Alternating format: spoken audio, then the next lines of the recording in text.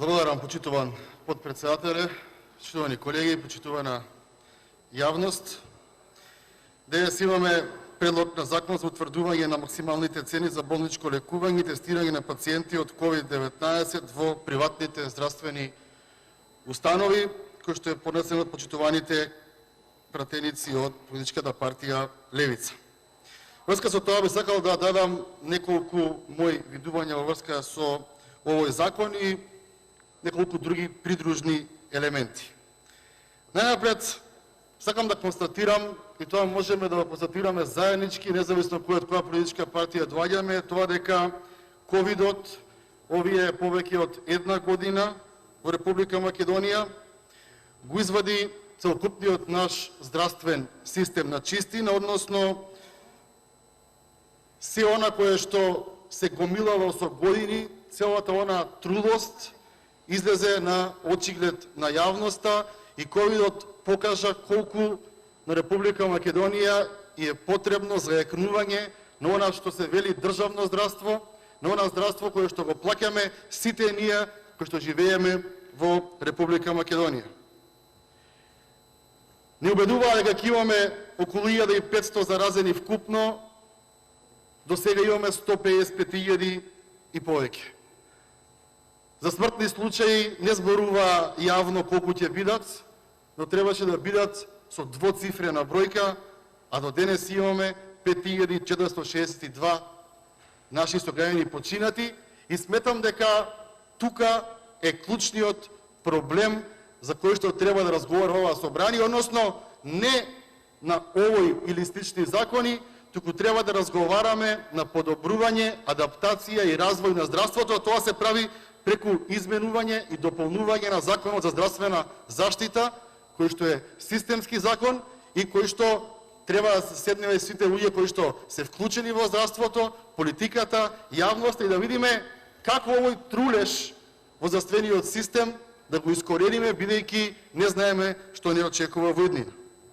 Во поглед на конкретниот закон, она кое што сакам да го истакнам е тоа дека истиот е поднесен на 19 мај 2021 година, односно тоа е периодот кога се гледаше дека веќе третиот, се надевам и последен бран на корона кризата замира и дека не чекаат помирни времиња, затоа што требаше да имаме вакцини, ако не крај на декември, во јануар сигурно, масовната имунизација почна во мај и тогаш случајно во собранието од политичката партија Левица пристига закон за утврдување на болничките цени, што ки мене представува еден голем собнеж за искреноста во врска со ова законско решение, односно дали истото е причина за наводна грижа за граѓаните или е причина за припремање на теренот за престојните локални избори, бидејќи здравството,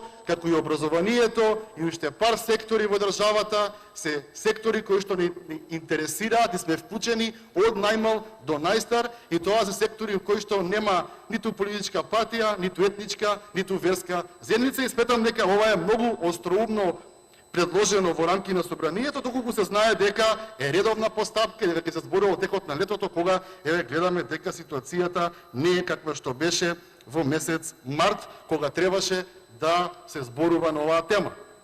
Затоа сметам дека ова е еден суптилен начин на замајување на јавноста и продажба на едно колективно лудило во нашето општество, затоа што колку и да ги намалиме цените, колку и да бараме приватниот капитал да ги намали цените, сметам дека во едно општество во 21. век со пазарна економија, да, собранието може да даде максимална цена, но таа цена да биде до 5 денари, например, 76.375. Мислам дека тука малку се претерува работата со популизмот и мислам дека треба да видиме што на вистина му е потребно на здравствениот систем, а што не му е потребно и мораме да престанеме да, купувајќи политички поени, ја промашуваме суштината, мислиме на формата. Суштината, почитувани колеги од Левица, во врска со здравствениот систем трае година дена и започна со респираторите, кои што никогаш не ги набавивме, кои што беа сумнителни, но тогаш никој не поднесе иницијатива да видиме докаде е работата, односно ние, останалата опозиција, бевме оние кои што тоа го вадеа цел време на очиглед на јавноста. Никој никогаш не дојде на комисија за финансирање и буџет и во ребалансот и во буџетот да побара пари за нови модуларни болници. Јас тоа го правев, вас не ве видов.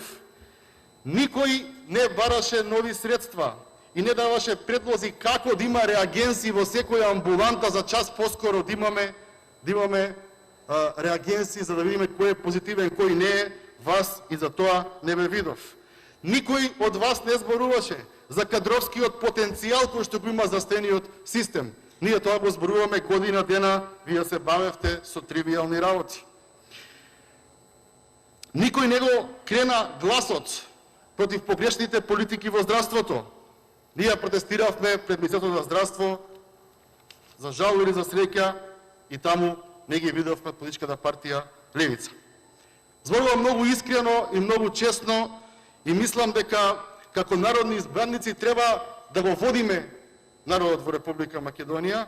Сметам дека треба секогаш да кажуваме вистината, да работиме макотрпно во изнаоѓање нови идеи и тие идеи да ги преточуваме во реални закони.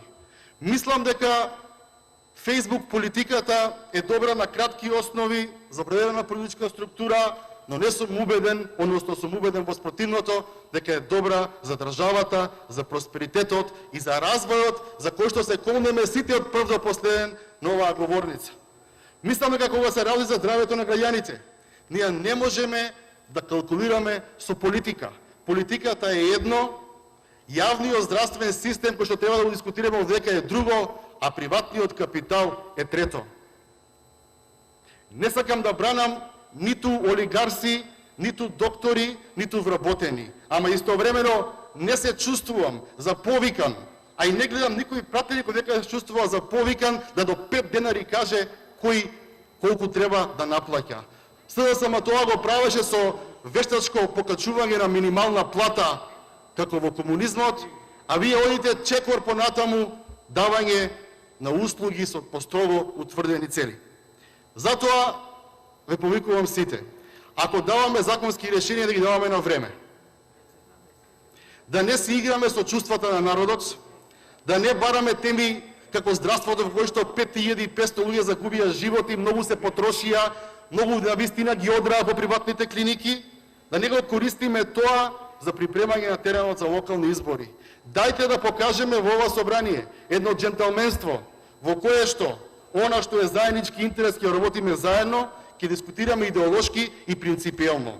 Не е принципиелно кога бројот на заразени падна за 80%, тогаш да даваме закони со кои што на приватниот капитал ќе му ги ограничуваме работите.